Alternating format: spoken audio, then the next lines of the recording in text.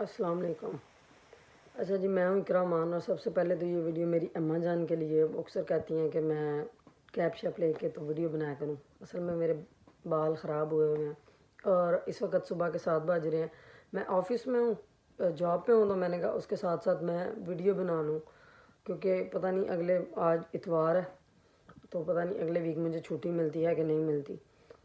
मैंने आती वीडियो बनाना स्टार्ट कर दी। मेरे फेस पे स्वेलिंग है, बंदा सो के जब उठता है तो यही सिचुएशन होती है, तो इसलिए बर्दाश्त करें। और वीडियो बनाने का मकसद ये है कि गांव में भी कुछ लोग ऐसे हैं जो अम्मी से आके मेरा नंबर लेते हैं और पूछते हैं कि हमने कैसे अप्लाई करना है, किस तरह से आना चाहिए, क्या क्या तरीक़ाकार होता है।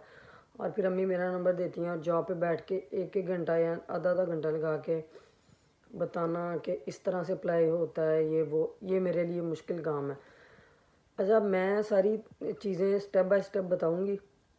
हम किस तरह से अप्लाई करते हैं, क्या क्या प्रोसीजर है उसका, किस किस तरह से करना चाहिए। उससे पहले एक छोटी सी बात है, मेरा जो व्हाट्सएप स्टेटस होता है वो कम अज़ कम भी 150 या 170, नॉर्मल 200 लोग तक वो देखते हैं, 180 से 200 तक, इतने हैं जानने वाले। सब जानते हैं मैंने कभी रिश्तेदारों के बारे में कोई बुरी चीज़ नहीं डाली। हम सारे दीन पे अपने हिसाब से अमल करते हैं, लेकिन फिर भी जिस चीज़ पे हम अमल कर सके करना चाहिए। कहते हैं कि रिश्तेदारों के बारे में बुरा सोचना या उनसे कता तलकी करने वाला दोज़गी है। मैं कोई बहुत बड़ा मौलाना या कोई बहुत बड़ी टीचर नहीं हूँ, लेकिन फिर भी मैं जिस चीज़ से बच सकता है इंसान, उससे बचना चाहिए। इसलिए मैं रिश्तेदारों के खिलाफ़ नहीं बोलती, ना मैं पुफियों के, मामों के, किसी के भी खिलाफ नहीं। खैर, मेरे कुछ रिश्तेदार हैं जिनको ये है कि मेरी वीडियोस नेट पे आती हैं। बहरहाल मतलब मैं सोशल मीडिया, मैंने कभी आपसे कहा आपके बच्चे कुछ यूज़ करते हैं? या मैं अपने घर वालों के लिए, अगर मैं उनकी बेटी होकर उनका बेटा साबित हूँ, कभी आपने कहा कि इकरा की ज़िंदगी में इतने मसले हैं तो हमारे 4 बच्चे हैं, बेटे हैं, जो भैया आप हेल्प कर दो बहन की? नहीं। या आपके 4 बच्चे हैं, आपके 2 बच्चे हैं, बेटे हैं, एक बेटा है, आपने कभी कहा कि जो बहन को तुम्हारी हेल्प की ज़रूरत है तुम उसकी हेल्प कर दो? नहीं, ऐसा नहीं हुआ। मुझे कभी भी अच्छा नहीं लगा कि मैं किसी रिश्तेदार को कहूँ, इवन के अगर कोई भी काम है, मेरी बहनों के काम है, मेरी अम्मी का कोई काम था या मेरे अब्बू का कोई काम है, इवन के मेरे अब्बू अगर अक्सर ठीक नहीं रहते, वो हॉस्पिटल जाएं, तो मैंने कभी किसी कज़न को नहीं बुलाया कि भाई आप मेरे भाई हैं, मेरी मदद के लिए आ जाएं, या मैं यहाँ पे अकेली हूँ। नहीं, मैं अल्हम्दुलिल्लाह मैंने अपना हर फ़र्ज़ जो एक बेटा निभाता है, मैंने अपने माँ बाप के लिए वो किया है। और इंशाल्लाह आगे भी मैं जो अपने माँ बाप के लिए कर सकूँ मैं वो करूँ। और अगर आप उस बुरे वक़्त में, या जब मेरी स्ट्रगल थी, आप उसमें मेरे साथ नहीं खड़े हो सके, मेरा साथ नहीं दे सके, या मैंने आपको साथ का कहा ही नहीं कि भाई प्लीज़ हेल्प कर दें, मुझे अच्छा ही नहीं लगता। अगर मैं इस तरह से हूँ, मैंने अपनी ज़िम्मेदारी उठाई, तो अल्हम्दुलिल्लाह मैंने उनको पूरा किया। अगर तब आप मेरे साथ नहीं खड़े हो सके, तो आज आप मुझे जब इधर कहीं पहुँचे हुए देख रहे हैं, तो ये मत कहें कि अच्छा इकरा की वीडियोस तो नेट पे होती हैं, आप क्यों देखते हैं? हमेशा ऐसे होता है, आपको बुरा कहने वाले ना, या आपको ये कहने वाले कि फ़लाँ इंसान ये कर रहा है, वो आपकी टो में रहते हैं, वो आपको सर्च कर कर के देखते हैं। चाहे वो आपको कहीं से ब्लॉक मार दें, फिर वो नई आईडीज़ बना के आपको देखते हैं। तो बुरी बात है, जब आप एक चीज़ को छोड़ देते हैं, उसको हमेशा के लिए छोड़ दिया करें। फिर अगर मैं आज इस मुकाम पे हूँ, मैं अपने माँ बाप की वजह से, अपनी वजह से यहाँ पे हूँ।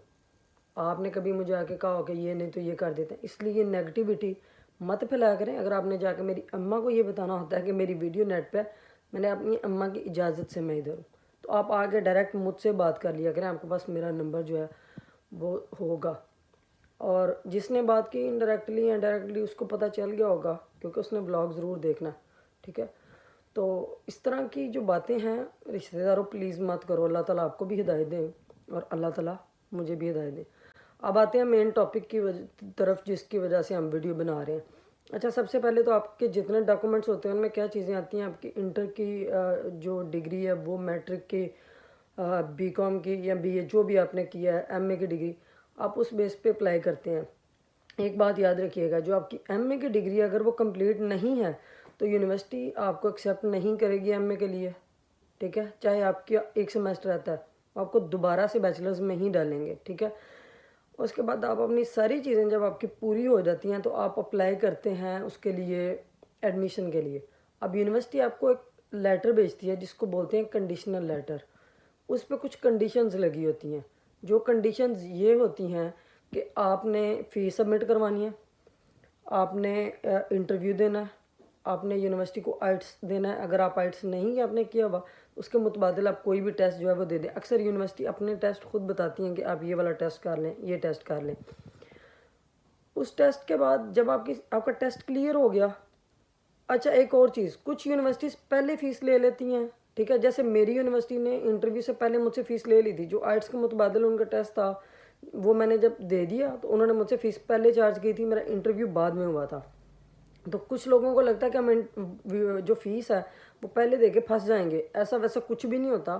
آپ نے فیس اگر پہلے دی, آپ ایک بات ہے جو مجھے لگتا ہے کہ ہونی چاہیے, آپ جب اپلائی کرتے ہیں تو آپ اپنے اس کو کنسلٹنٹ کو بولیں کہ ہمارا جو میلنگ ایڈریس ہے وہ ساتھ دو, کہ جو بھی یونیورسٹی کی طرف سے میل آتی ہے وہ آپ کو بھی آئے. آئٹس کا رزلٹ دینا ہے, اگر آئٹس نہیں کیا تو یونیورسٹی آپ کو بتائے گی کہ ہمارا یہ ٹیسٹ ہے, آپ وہ ٹیسٹ پاس کریں. تو آئٹس جو ہے کمپلسری نہیں ہے یو کے لیے بالکل بھی. اچھا باقی کنٹریز کا مجھے کوئی آئیڈیا نہیں ہے. اچھا ایک اور چیز, جو یونیورسٹی آئٹس کے متبادل آپ سے ٹیسٹ لیتی ہے وہ بالکل آئٹس جیسا ہوتا ہے, لیکن یہ ہے کہ اس میں جو زیادہ مشکلات نہیں ہوتی, یہ کہہ سکتے ہیں ہم. جو میرا ہوا تھا وہ تھا آکسفورڈ انٹرنیشنل لینگویج ٹیسٹ. اس میں کیا چیزیں تھیں, اس میں بھی وہی موڈیول ہوتے ہیں آپ نے جیسے آئٹس میں ہوتے ہیں, اسپیکنگ, ریڈنگ, رائٹنگ, یہ ساری چیزیں. رائٹنگ میں یہ ہوتا ہے کہ وہ آپ کو کچھ ایسے ٹائپ دیتے ہیں, آپ نے وہ لکھنا ہوتا ہے, آپ کو وہ ایک پیراگراف دے دیتے ہیں, آپ نے آگے ڈیٹیل میں جا کے بتانا ہوتا ہے.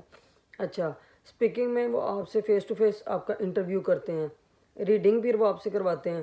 یہ ساری چیزیں جو ہیں یہ سیم ویسے ہی ہوں گی. اور جو میرا انٹرویو ہوا تھا وہ یہ نہیں ہوا تھا کہ ایک ہی دن سارا لے لیا تھا انہوں نے, 3 ٹائم چلا تھا میرا, مطلب 3 دن چلا تھا وہ, کہ ایک دن ریڈنگ, ایک دن رائٹنگ, اور اسپیکنگ اور لسننگ جو ہے وہ سیم ڈے ہوئی تھی. ریڈنگ اور رائٹنگ جو ہے وہ اگلے دن ہوئی تھی. جو فرسٹ ڈے تھا نا انہوں نے مجھ سے لسننگ اور اسپیکنگ جو ہے وہ دونوں کر لی تھی, لیکن دوسرا دن ریڈنگ اور پھر تیسرے دن رائٹنگ, وہ 3 دن میں ڈیوائیڈڈ ہوتا ہے. اب ضروری نہیں کہ باقی بھی ایسے ہوں. جو میرا ٹیسٹ تھا وہ ایسے ہی تھا, وہ تھا Oxford international language test, OIETC. اب اس کی ایبریویشن آپ گوگل پہ چیک کر لیں. میرا جو ٹیسٹ تھا اس میں یہ ہوا تھا.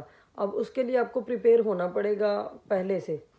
ایک اور مشورہ میرا یہ ہے کہ جب آپ اپلائی کرتے ہیں تو فوراً اپنے انٹرویو کی تیاری کر دیں, کیونکہ انٹرویو اگر آپ ٹیسٹ, آج کل یہ ہے کہ ٹیسٹ آپ کسی سے کروا لیتے ہیں, اگر آپ اپنا انٹرویو کروائیں گے کسی سے تو اس میں مسئلہ ہوتا ہے, کیونکہ آپ نے فیس ٹو فیس دینا ہوتا ہے, تو وہ اس میں بڑی مشکلات آتی ہیں. اس لیے بہتر یہ ہے کہ آپ پہلے سے ہی شروع کر دیں. اگر آپ میں سے کسی کو وہ کویشچن چاہیے یا اس طرح کی کوئی بھی ڈیٹیل چاہیے کہ کیا کویشچن ہوتے ہیں, یہ ہے تو ہم اس پہ ایک ویڈیو بنا دیں گے, اتنا کوئی ایشو نہیں ہے. اور اگر اس کے علاوہ آپ کو کسی چیز کی سمجھ ابھی بھی نہیں آئی تو آپ کمنٹ سیکشن میں مجھ سے پوچھ لیں, تاکہ میں دوبارہ سے آپ کو ادھر کمنٹ میں رپلائی کر دوں کہ کس طرح سے چیزیں جو ہیں وہ کرنی ہیں آپ نے. کہ وہ 29 سے 30 سوال ہیں. پھر میں آپ کو سارے کویشچن, ابھی میری کوئی خاص تیاری نہیں ہے اس چیز کی, مطلب مجھے ویسے یاد ہے وہ کون کون سے کویشچن پوچھتے ہیں, لیکن میں ایک بار اس کو پریپیئر کر لوں کہ بھائی وہ جو کویشچن انہوں نے مجھ سے کیے تھے میں آپ کو بتا دوں. خیر میرا جو انٹرویو ہوا تھا وہ انٹرویو ویڈیو کال پہ نہیں ہوا تھا, اسکائپ پہ نہیں ہوا تھا, میرا آڈیو کال پہ ہوا تھا انٹرویو. اور ان دنوں میں رش بہت زیادہ تھا, سپتمبر انٹیک کا, تو میرا انٹرویو ہوا بھی میکسیمم 12 سے 15 منٹ کا تھا. حالانکہ انٹرویو 1 گھنٹے کا ہوتا ہے, لیکن میرا انٹرویو جو ہے وہ کم ٹائم کا ہوا تھا. اچھا انٹرویو کے بعد جب آپ کا انٹرویو پاس ہو گیا, ٹھیک ہے, اب انٹرویو پاس, اب آپ نے فی بھی دے دی, انٹرویو بھی آپ کا ہو گیا, اور اس کے بعد آپ کا آئٹس والا مسئلہ بھی ہو گیا. یہ ساری چیزیں آپ کی ہو گئی. اب ان ساری چیزوں کے بعد جب آپ کی فیس سبمٹ ہوگی, سب کچھ دیکھتی ہے یونیورسٹی, وہ آپ کو کیش بھیجتی ہے. کیش کا سیدھا مطلب یہ ہوتا ہے کہ یونیورسٹی آپ کو اسپانسر کر رہی ہے. اور جب آپ کے پاس کیش آ گیا تو آپ فوراً ویزا اپلائی کر دیتے ہیں. لیکن کیش سے پہلے آپ کو 2 چیزیں یونیورسٹی کو بھیجنی ہوتی ہیں. وہ 2 چیزیں یہ ہوتی ہیں, ایک تو آپ کی بینک اسٹیٹمنٹ کتنے کی ہونی چاہیے, یہ سوال مجھ سے پوچھا گیا بار بار. میری دوستیں کہتی ہیں, کچھ 2-4 لوگوں نے میری دوستوں میں سے اپلائی بھی کیا ہوا ہے. تو بینک اسٹیٹمنٹ کا یہ ہوتا ہے آپ کا 1 سال کا خرچہ اور آپ کی جو پیچھے فیس بچی ہے، جو آپ کی فیس بچ گئی ہے، آپ کا خرچہ، یہ ساری چیزیں جو ہیں ملا کے ٹوٹل جتنے پیسے بنتے ہیں اتنے پیسوں کو آپ ملٹیپلائی کریں. آج کا جو ریٹ ہے وہ 240 ہے یا 239 ہے، اس ریٹ کے ساتھ ملٹیپلائی کریں کتنے بنتے ہیں. میرے بنتے تھے 35 یا 37 لاکھ. میں نے 40 لاکھ کی اسٹیٹمنٹ بنوائی تھی اور پھر بھی مسئلہ بنایا تھا. کیونکہ مسئلہ یہ ہوتا ہے کہ ہم دیکھیں اب ہم کروا رہے ہیں 240 کے حساب سے، اب وہ 40 لاکھ بن رہا ہے، ہم نے 40 کی بنوا لی، کل کو ریٹ تھوڑا اوپر چلا گیا پاؤنڈ کا تو ہمارے لیے وہ بہت مسئلہ بن جائے گا. اس لیے اگر آپ کو 40 لاکھ کی اسٹیٹمنٹ چاہیے تو کوشش کریں 45 لاکھ کی بنوا لیں. اگر 45 کی چاہیے تو کوشش کریں کہ 50 لاکھ کی بنوا لیں. میں نے بینک اسٹیٹمنٹ جو بنوائی تھی وہ میرے کنسلٹنٹ نے ہی بنوا کے دی تھی، میں نے اس کو پے کر دیا تھا. ٹھیک ہے، کیونکہ ہر بندہ اگر ہمارے پاس اتنے ہی پیسے ہوں کہ ہم 50 لاکھ رکھنے بیٹھ جائیں اکاؤنٹ میں تو پھر ہم یہاں کیا کرنے ہیں. آپ اتنا پیسہ لگا رہے ہیں تو 2-2.5 لاکھ یا 1 لاکھ میں آپ اسٹیٹمنٹ بنوا لیں، کوئی اتنا ایشو نہیں ہے. اچھا، اب آپ اسٹیٹمنٹ اور جو آپ نے میڈیکل کیا ہے، میڈیکل کروایا ہے، سوری، جو آپ نے میڈیکل کروایا اپنا، وہ دونوں چیزیں آپ یونیورسٹی کو بھیجتے ہیں، دین وہ آپ کو کیش بھیجتے ہیں. اب آپ کا کیش آ گیا، کیش آنے کے بعد آپ اپلائی کرتے ہیں ویزا کے لیے. آپ نے ویزا کے لیے اپلائی کیا، اپلائی کرنے کے بعد 15 دن کے اندر اندر آپ کو رسپانس آتا ہے. اب یہ ضروری نہیں کہ 15 دن ہوں، ایکسٹرا کچھ ڈیز لگ سکتے ہیں، لیکن نارمل جو وہ بتاتے ہیں وہ 2 ویکس ہوتے ہیں. میرا آیا تھا رپلائی 14 ڈے کو، جس دن میں نے اپلائی کیا 15 دن کے اندر رسپانس آتا ہے. جس وقت آپ کو میل آتی ہے کہ your UK visa application has been issued, پھر بیگ پیک کر لو، مطلب کہ لگ گیا ویزا. اس کے بعد 6 سے 7 دن لگتے ہیں پاسپورٹ واپس آنے تک، کیونکہ ایمبیسی جو ہے وہ دبئی میں ہے. آپ کا پاسپورٹ یہاں سے پہلے دبئی جاتا ہے، دبئی سے ویزا لگتا ہے، ویزا لگنے کے بعد آپ کا پاسپورٹ دوبارہ پاکستان آتا ہے، پھر وہ آپ تک پہنچتا ہے. لیکن مجھے بھی تسلی نہیں ہوئی تھی، مجھے بھی کچھ فرینڈز ہیں جو UK میں تھے، انہوں نے بولا بھی کہ ویزا لگ گیا، لیکن میں نے کہا نہیں بھائی میں ایک بار دیکھ لوں. لیکن اس سے پہلے میں نے بیگ پیک کر لیا تھا، چاہے یقین نہیں آ رہا تھا، لیکن بیگ میں نے اوکے کر دیا تھا. میں نے کہا بیگ تو پیک کریں نا، باقی بعد میں دیکھتے ہیں کیا بنا. لیکن الحمدللہ لگ گیا تھا بھائی ویزا، اور 16 اکتوبر کو ہم یہاں پہ آ گئے. اچھا، ایک فائدے کی بات بتاؤں، آپ نے قطر والوں کی ایپ ڈاؤن لوڈ کرنی ہے ایپ سٹور سے یا اس سے، اینڈرائڈ میں کون سی چلتی ہے یار، دیکھو 1 سال بھی 1-2 سال چلایا ہے آئی فون اور بھول گیا. پلے سٹور شاید، ادھر جائیں آپ تو ادھر سے وہ آپ ڈاؤن لوڈ کریں قطر والوں کی ایپ. ادھر جا کے آپ ایک اسٹوڈنٹ ID اپنی بنائیں اور اپنا جو کیش ہے وہ وہاں پہ اپلوڈ کر دیں. اس ٹائم پہ ٹکٹ چل رہی تھی 1,70,000 کی، لیکن میں نے اس پہ اکاؤنٹ بنایا تھا قطر والوں کی ایپ پہ جا کے، مجھے وہ ٹکٹ پڑی تھی 1,30,000 میں، مطلب 40,000 کا ڈسکاؤنٹ ملا تھا. وہ ڈسکاؤنٹ کیسے ملے گا؟ آپ نے پرومو کوڈ جو ہے نا وہ آپ کو ایک دیں گے، وہ پرومو کوڈ جو ہے وہ آپ نے ڈالنا ہے ادھر جا کے اپلیکیشن میں. جب آپ وہ ڈالیں گے پرومو کوڈ تو آپ کو شو ہوگا کہ پہلے کتنے کی ٹکٹ ہو رہی تھی، اب اسٹوڈنٹ ڈسکاؤنٹ کے ساتھ آپ کو کتنے کی مل رہی ہے. اس لیے اس کے پاس جا کے ٹکٹ کرواؤ، اس سے پوچھو، کوئی ڈسکاؤنٹ نہیں ملتا. میں نے ٹرائی کیا تھا، کسی نے کہا کہ 1,70 کی ہم آپ کو 1,65 کی دے دیں گے، کسی نے کہا جی 1,70 کی ہے تو ہم آپ کو 168. تو میں نے خود کروائی تو وہ 1,30 کی ہوئی تھی. یہ لائٹ کو اگنور کریں پلیز اور بیک گراؤنڈ کو بھی اگنور کریں. میں بھی ادھر جاب پہ ہوں تو میں نے سوچا کہ 8 بجے جاب سٹارٹ ہونی ہے تو میں اتنی دیر میں ویڈیو بنا لوں. تو یہ ساری چیزیں ہیں، آپ نے کیسے اپلائی کرنا ہے، کیا کیا چیزیں ہیں. اس کے بعد بھی اگر آپ لوگوں کا کوئی سوال ہو مجھ سے تو آپ کمنٹ چھوڑ دیں، میں اس کمنٹ کا رپلائی کر دوں. اب یہاں پہ کچھ سوال ہیں جو سب لوگ پوچھتے ہیں. وہ سوال یہ ہے کہ ہر یونیورسٹی 5,000 ڈپازٹ لیتی ہے؟ نہیں، بالکل نہیں. کچھ یونیورسٹیز آپ سے 4,000 ڈپازٹ لیتی ہیں اور وہ فوراً یہاں کے پھر آپ سے 4,000 پاؤنڈ لیتی ہیں. میرے حساب سے یہ نہیں تھا، مطلب میں تو اب آپ کو اپنی یونیورسٹی کی طرف سے بتاؤں کہ میری یونیورسٹی نے کیا کیا تھا. اصل میں نے وہاں پہ دیا تھا 5,000 پاؤنڈ. باقی جو میری فیس تھی وہ یہاں پہ آ کے میں نے اب جنوری میں جا کے میں نے ان کو 600 یا 700 پاؤنڈ جو ہے وہ دینے تھے. میرا یہ طریقہ کار تھا. اب ہر یونیورسٹی کا کرائٹیریا اپنا ہے. کچھ جو ہیں وہ 2,000 ڈپازٹ بھی لے لیتی ہیں، اور سننے میں ہے کہ کچھ یونیورسٹیز 1,000 بھی ڈپازٹ لے لیتی ہیں. یونیورسٹی ٹو یونیورسٹی چلتا ہے، وہ ہر یونیورسٹی کا اپنا رول ہے کہ وہ کتنی فیس چارج کرتی ہیں کتنی نہیں کرتی. اچھا جی، تو اگر آپ کر رہے ہیں جنوری انٹیک میں اپلائی، فرض کریں کہ آپ نے جنوری انٹیک میں اپلائی کیا. اب جب آپ جنوری انٹیک کے لیے اپلائی کریں گے تو آپ کو چاہیے کہ آپ ستمبر سے یا اکتوبر سے اپنا جو اپنی فائل ہے نا اس کو ریڈی کریں اور اپلائی کر دیں. کیونکہ 5-6 مہینے لگتے ہیں، کچھ لوگوں کے نہیں بھی لگتے، کچھ لوگوں کا 2 مہینے میں کام ہو جاتا ہے، کچھ کا 4 میں ہو جاتا ہے، اس طرح ٹائم جو ہے وہ آپ کا لگتا ہے۔ لیکن آپ پہلے سے کر دیں، کیونکہ سب سے پہلے تو گروپ ہے پاکستانی اسٹوڈنٹس ان یو کے فیس بک پہ، آپ اس کو ضرور جوائن کریں، بڑی چیزیں جو ہیں اسے پتہ چلتی ہیں۔ کل میں نے ایک پوسٹ پڑھی جس پہ مجھے پتہ چلا کہ ایک لڑکا ہے، اس کا ریجیکٹ ہوا ویزا، کس بیس پہ؟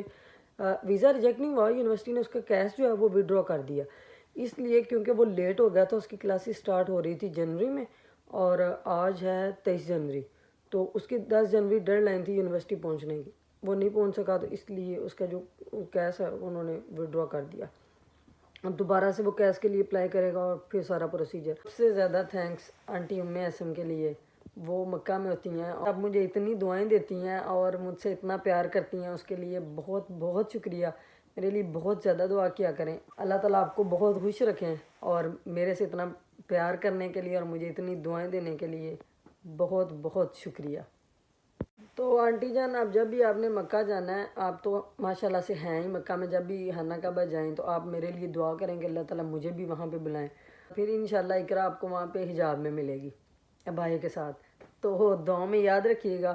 اور یار اینڈ پہ سب لوگوں کا شکریہ جو بلاگ دیکھتے ہیں، چاہے وہ کم لوگ ہیں، مجھے فرق نہیں پڑتا کہ وہ 100 لوگ ہوں، وہ 200 ہوں، بالکل بھی، لیکن مجھے ایک چیز بہت اچھی لگتی ہے، یہ اسپیشلی میں نے نام لینا تھا، اور کیا دوستوں کی مائیں، کیا اپنی ماں، ماں تو ماں ہوتی ہے، تو یہ جنت کی امی اور رمشا کی امی، بھائی میری طرف سے بہت بہت زیادہ سلام آپ کو۔ اب جس طرح سے میری ویڈیو دیکھتی ہیں اور پھر مجھے وائس میسیج کرتی ہیں اور اتنی ساری دعائیں، ان کے لیے بہت بہت شکریہ۔ اللہ تعالیٰ سب کی ماؤں کو لمبی زندگی دیں، اور بس آپ لوگ ایسے ہی ہمارے لیے دعائیں کرتے رہیں، صرف اور صرف آپ کی دعاؤں کی وجہ سے ہم لوگ آج اس مقام پہ ہیں اور کامیاب ہیں۔